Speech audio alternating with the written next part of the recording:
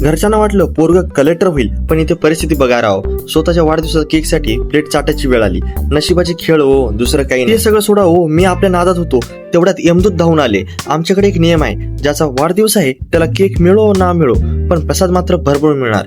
एवढं मारलं की बसताना पण विचार करावा लागतो. एवढं सगळं झालं पण तरी थांबायचा विचार नाही. एवढं मारलं की सांगता पण येईना, दाखवता पण येईना. अर काय सांगू राव.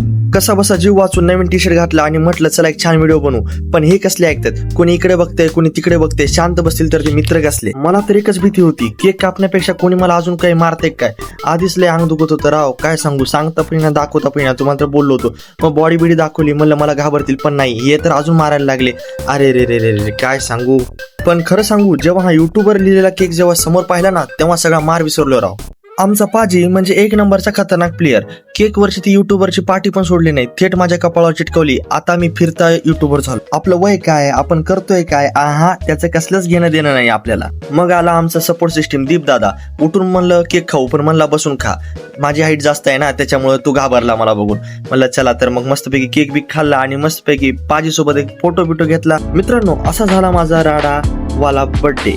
व्हिडिओ आवडला असेल तर लाईक करा आणि तुमच्या त्या मारकुट्या मित्रांना टॅग करा.